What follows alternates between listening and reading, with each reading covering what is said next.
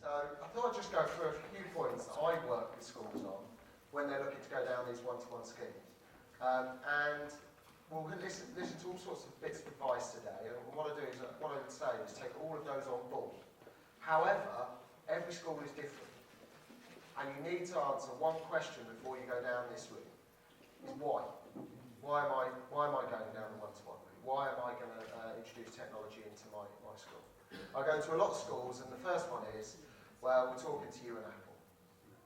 Automatically, that means you're going down the what. We're looking at what? We're looking at what device. The next thing is, well, it's fine having that device in the classroom. How are you going to manage that device? How are you going to manage it? So, when we say manage it, do we mean manage it by make sure they can only use these certain applications? Well, that's one part of managing it. But one of the other major problems with using technology in the classroom is teachers feel like they lose control of children. They don't know. It's okay if you sat there and they've not got a device in front of them. You kind of can see what they're doing. You know what they're up to.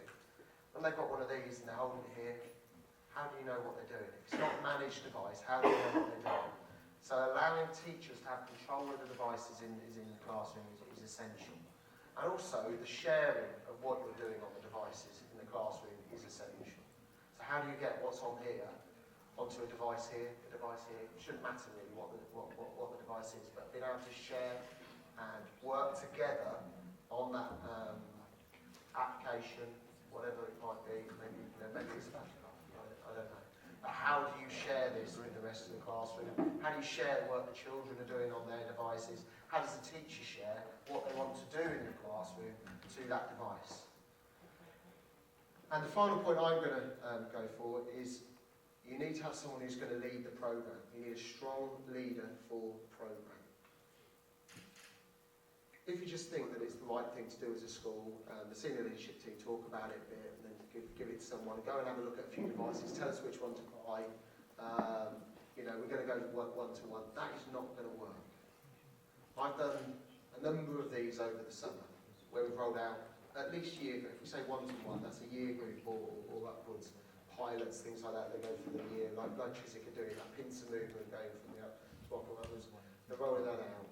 You have to have a strong leader within the school that believes this is the right way to go. I'm going to now pass over to Paul from the Education App Store. So my name is Paul Kiriak. I'm here with my colleague and actually the founder of Education App Store, Justin Smith. And we actually partnered with Samsung quite a while back at the beginning of the year. And we liked them because they understood in order to offer a complete solution to a school, they need to think beyond the delivery of the devices in the school. They need to support the schools with content. I wanted to share some statistics with you, and this is quite recent and fresh. It's a BISA report. It's called Tablets and Connectivity in 2014. Educational app use at the moment in 2014, where we are 13% of all ICT-based learning in primary schools is spent by pupils on educational apps. By the end of 2016, 19% in primary schools of all ICT-based learning will be spent on educational apps. And in 6 years' time, 2020, 40% of all ICT-based learning in primary schools will be spent on educational apps.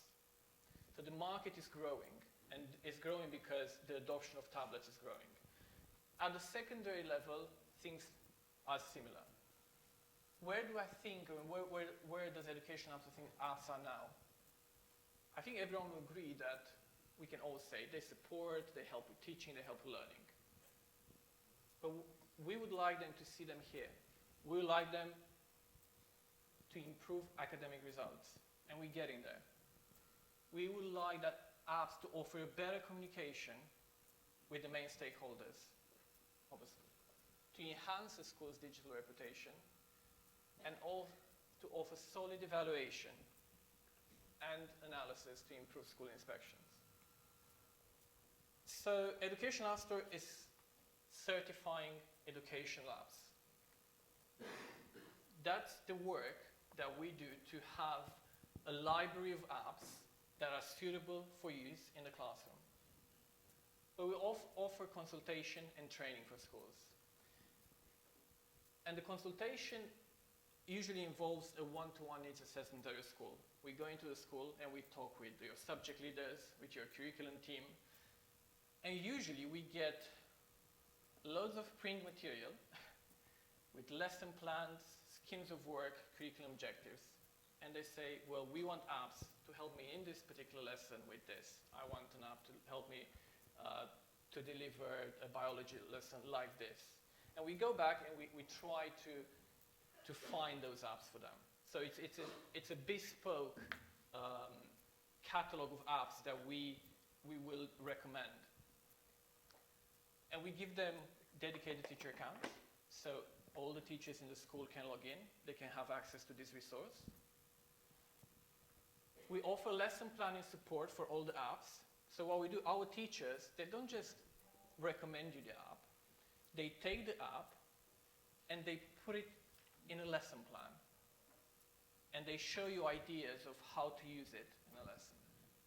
And give you ideas of activities that you can do with the particular app. We offer also on-site twilight training sessions. We take some of our teachers that we collaborate with, come to your school, come into your classroom and help you deliver a lesson or an exercise with a specific app. We offer online training and obviously a dedicated support team and a teacher for your project. So our tailored services will help you rethink the curriculum. I think this is what's important. Digital content is changing the way teachers see the curriculum and the way they deliver it. We'll make you analyze areas of the curriculum that need to be redesigned, and will help you match your current pedagogy with your digital learning goals and objectives.